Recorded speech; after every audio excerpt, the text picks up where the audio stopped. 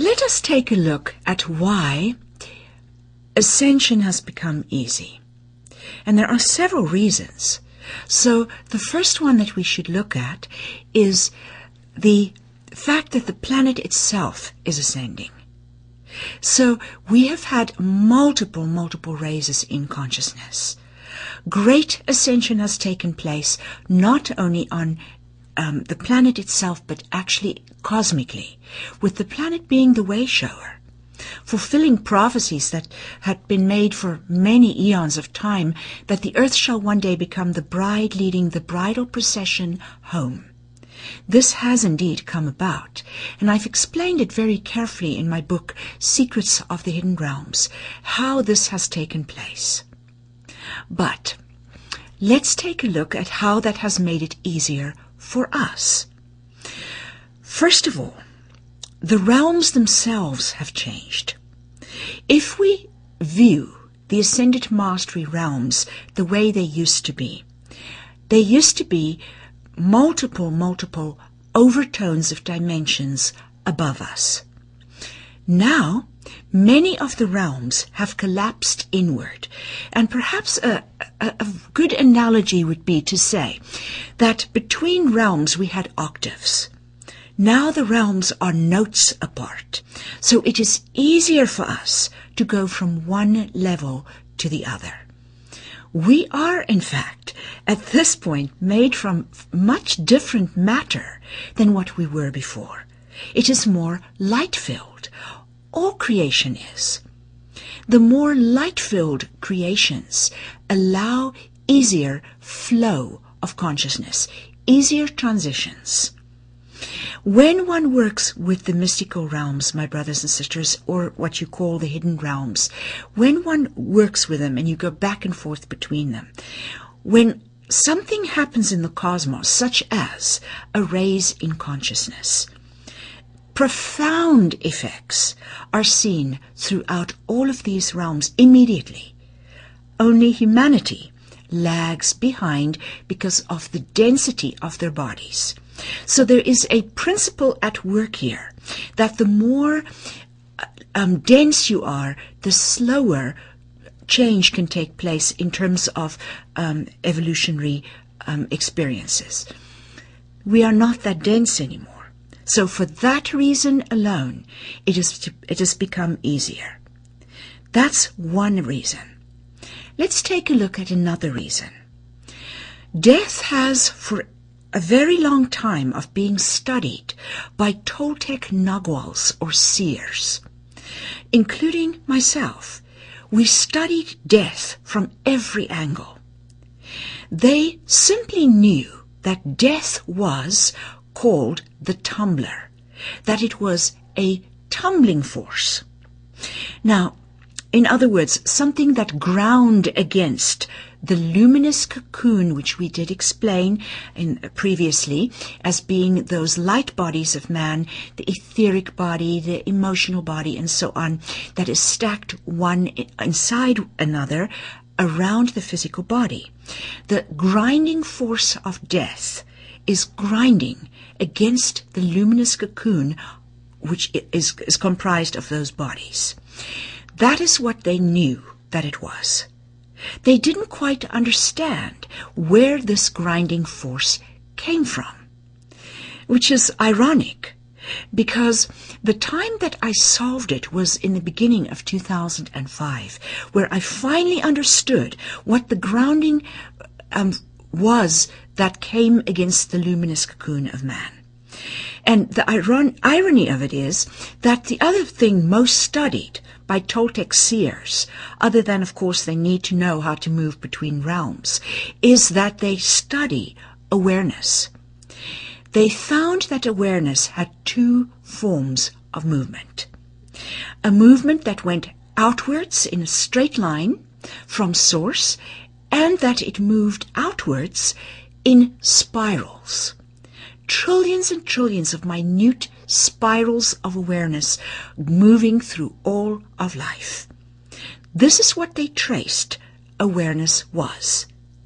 What they did not find, I finally discovered myself in the beginning of 2005, and that is that those spirals didn't just move straight out from source, but in fact moved in an arc. The arcing motion of these spiraling little serpents, if you will, of awareness, and the reason I call them that is they were called by the ancients sun, un. S stood for snake, and un stood for heaven, the serpents of heaven. That's where the word saints come from. Because to become immortal, you had to fully cooperate with the serpents of heaven, these spirals of awareness that went outwards from source. It was the only way to avoid it wearing and grinding down your luminous cocoon until eventually it cracked and broke. And at that point, life force spilt out and death occurred. The spirit left for the spirit world. The only way to avoid death, and it was difficult then, was to fully cooperate every moment with life. But it was not a passive affair, because what those spirals actually were is that they were cycles of life. They were change taking place, the river of life flowing through yours that had very distinct portions to them. If you take a spiral the way they were, from one level to the next, it had 3 distinct stages in it. This is mirrored actually by the 3 distinct stages of evolution of man into ascension. But the first stage was transformation, the shedding of the old, dying to the old way of being. The next stage was transmutation. Now that everything that did not serve was cleared off the table, you could truly see what was there. And what was there that was not so pleasant, you gained the insights from, and you turned challenge into growth, lead into gold, transmutation, to take something of a lower order and turn it into a higher order. And this is more fully explained in my book, Journey to the Heart of God. The third phase, or segment of a spiral, was transfiguration. And as you can see, we've just finished discussing the 3 large stages of man. They mirror these 3 stages of change. We call it the anatomy of change. Those spirals required that again and again and again at higher and higher levels, we actively shed what didn't add to our life, transmuted that which was lower to higher, and transfigured, because any being can hold only so much light before it has to transfigure to the next level. This proactive part of cooperating with the spirals of awareness was part of what had to be done to become an ascended master. The spirals moved. For eons, Toltec seers traveling between realms knew that awareness moved. That's one thing they were 100% sure of. But in August of 2006, a most amazing thing happened. The cosmos entered into immortality. You see, my brothers and sisters, those spirals that arced, they formed a huge tube torus, a donut, moving out and moving in, and moving out and moving in, the way your child's slinky toy would move like a spring that's attached by the end in a big donut upon itself. That was the out-breath and in-breath referred to by the Hindus. Well, what happened is that there was an explosion of life and then an implosion of life in which it was reduced down and down and down again, and it was a rebirth cycle that the cosmos was locked into. As long as those awareness cycles moved and arced in the way that they did. In August of 2006, a most extraordinary event happened. The cosmic poles reversed. I have got multiple clips up on YouTube and iTunes that discuss this phenomena that happened because life forever changed. And I got the command that I needed to write the book, The Ring of Truth, to explain to light workers how the very basic concepts, such as compassion, such as faith, such as the purpose of life, has entirely changed. But for our purposes of discussion, let's just take a look at the fact that at that point, something very dramatic happened to these spiraling little waves of awareness that was causing death to occur by tumbling against, wearing down the luminous cocoon of man, and preventing him from having immortality, unless he fully cooperated with them, and then, instead of pitting himself against them, which is impossible, he would, in fact, be cooperating with them, and thereby gain energy and power, and on rare occasions, slip by death itself. Ascended mastery was more difficult. In August of 2006, in one instant, the spirals shattered. They broke into trillions and trillions and trillions of tiny little bits. They spread across the cosmos the way one would spread butter across toast. And as that occurred, instantaneously, awareness stopped moving. No longer was there a tumbler. No longer did death pummel the luminous cocoon of man. And so death had no longer a real existence. Why does death still happen? Well, we can take a look at it as resistance to life, the same thing that it did before. You see, when you resist life, you leak little bits of energy out. And as you leak these bits of energy out, they leave for the spirit world. In fact, you lose a bit of soul force, because the soul force that is kept in the body requires energy to maintain it. As you leak energy, soul force leaves.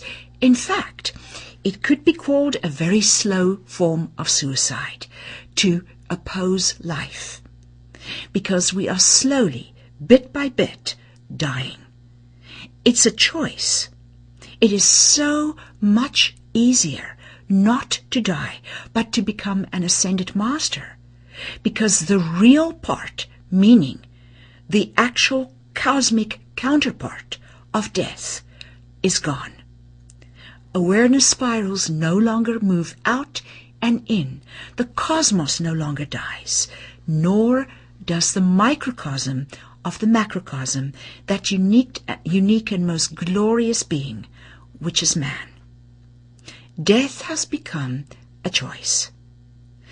It doesn't mean when we raise into these higher levels, my beloved brothers and sisters, that we don't feel some aches and pains.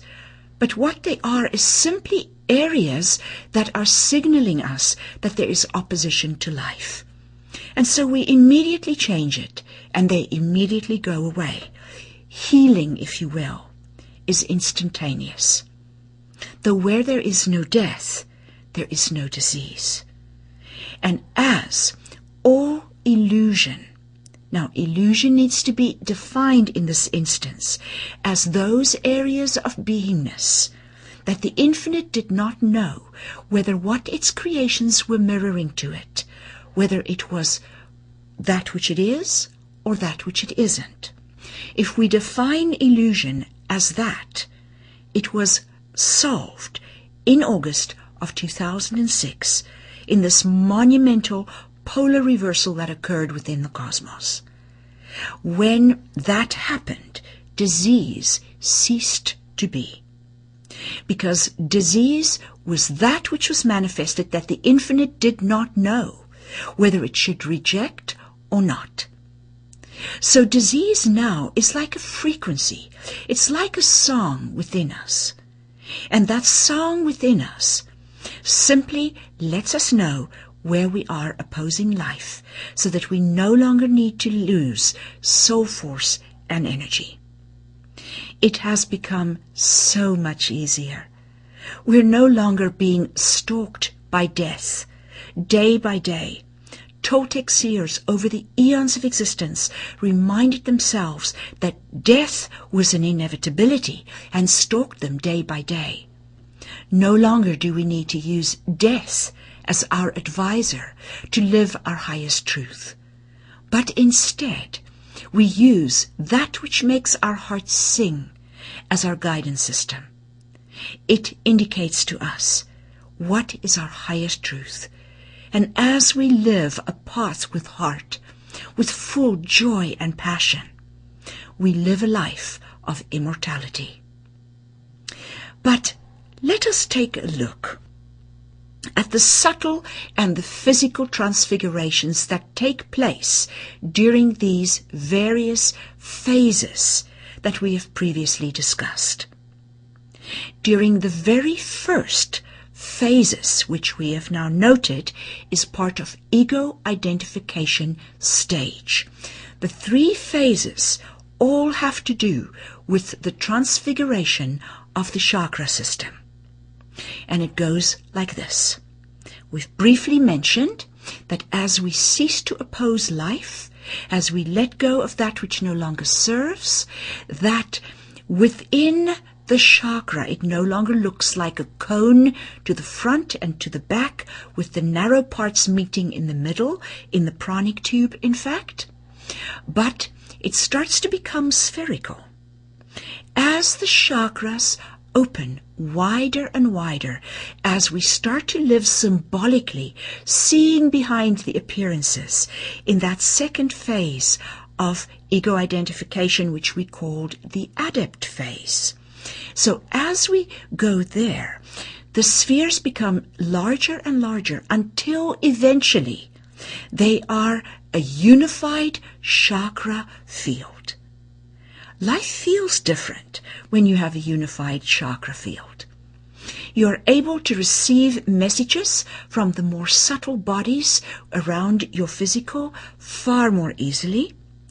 Energy takes a huge boost, because the emotional bodies can more easily give you that energy.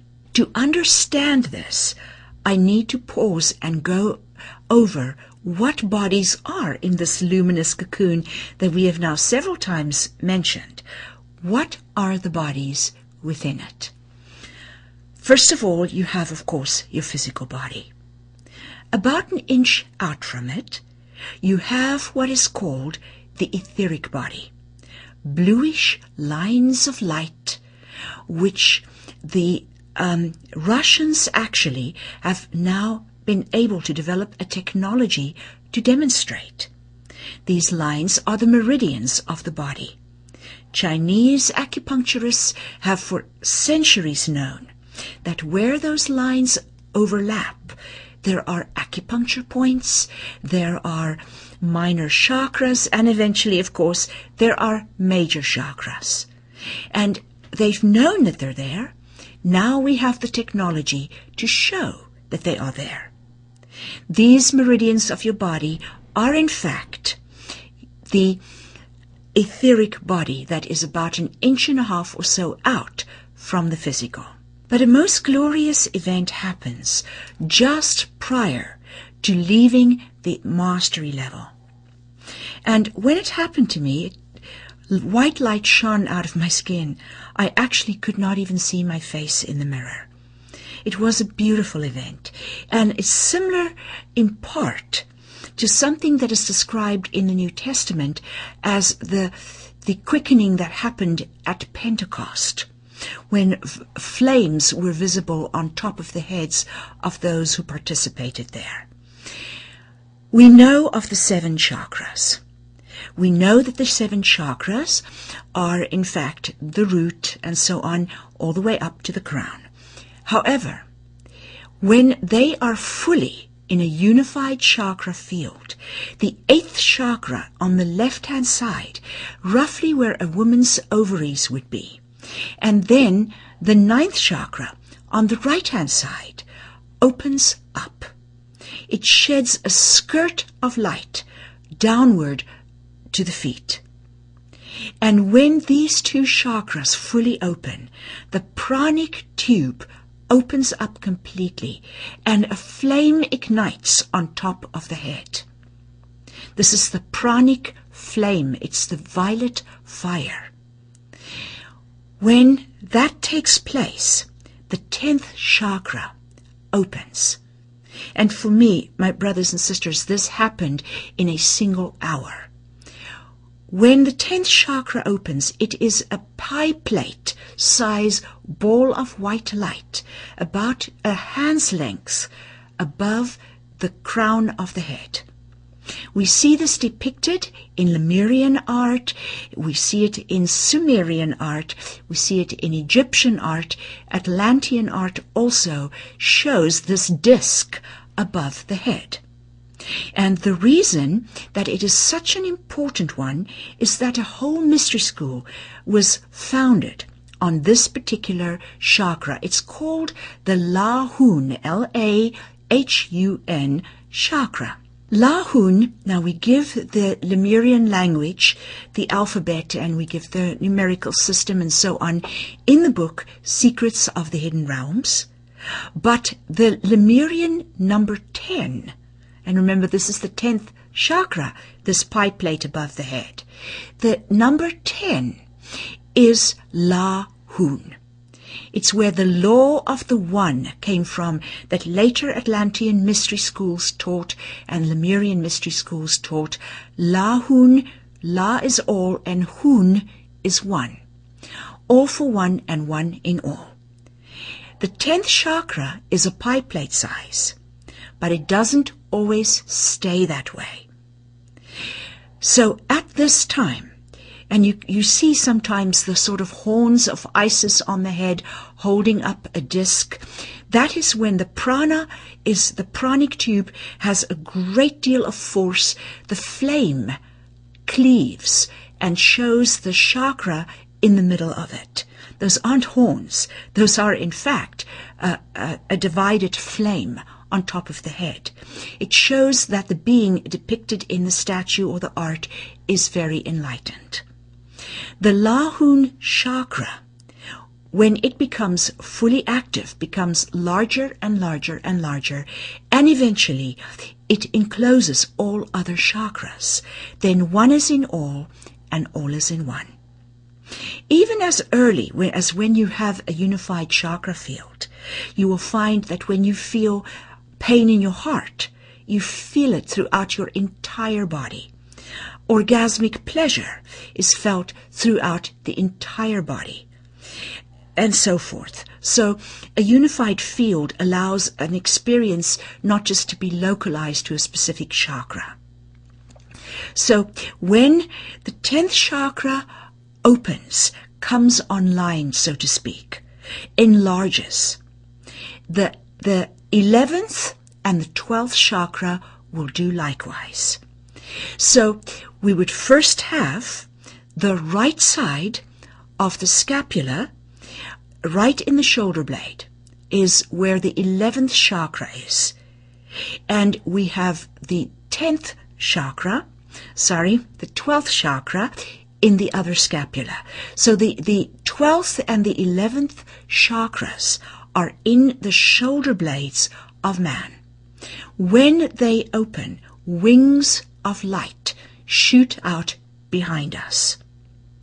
Now, this divine process, this total transfiguration of the chakras that occurs just prior to our becoming the God consciousness masters of that second stage, is actually depicted in ancient writings and in holy symbols as a sphere that, well, it's a disc, and the disc has a ring around it of gold. The 10th chakra is in fact a whitish color, but it has a tinge of gold to it. As it enlarges, it becomes more and more gold and less white light. So this ring of gold is the enlarged 10th chakra. Then, within that circle, that symbol of this gold ring, there is a blue background, and on the blue background there is a white dove, and the white dove has its wings outstretched, the beak upwards, and the tail is fanned outwards to the bottom of that circle. This is exactly what takes place. The 8th and the 9th chakra makes a skirt of light to the bottom, and it looks like the tail of the bird. The flame on top of the head looks like the bird's beak. And as the 11th and the 12th chakra opens, inside those shoulder blades, the wings of light look like the bird's wings. And so what we end up having is the configuration of a white dove inside the sphere as the 10th chakra enlarges with its gold color. This is the transfigurations that you can expect to take place during the first large stage of your journey into ascended mastery. Now, the second stage, what is it that transfigures? It's the emotional bodies. We've got to go back to how our bodies are configured. As I said, we have our physical body. Next, we have our etheric body, which we described. Around that is your emotional body. And that is what the Carillion photography picks up when you are, in fact, photographing the emotional bodies of man, which you call the aura. But it's out about 14, 16 inches is the emotional body that is on the outside of the etheric body.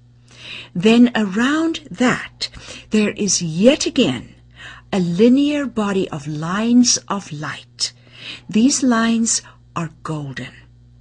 And this is the mental body. We're looking now at the 4 directions, the 4 lower bodies, the 4 levels of lower life. It's the physical, the etheric, the emotional, and then the mental. And so these bodies comprise that which is lived from, that which is accessed as information when somebody is in ego identification. When they go beyond ego identification into mastery levels beyond that, other bodies start to have clear informational access to all of the other lower bodies. In other words, higher bodies can access lower bodies and vice versa. The mental body no longer forms through the dialogue of the mind a barrier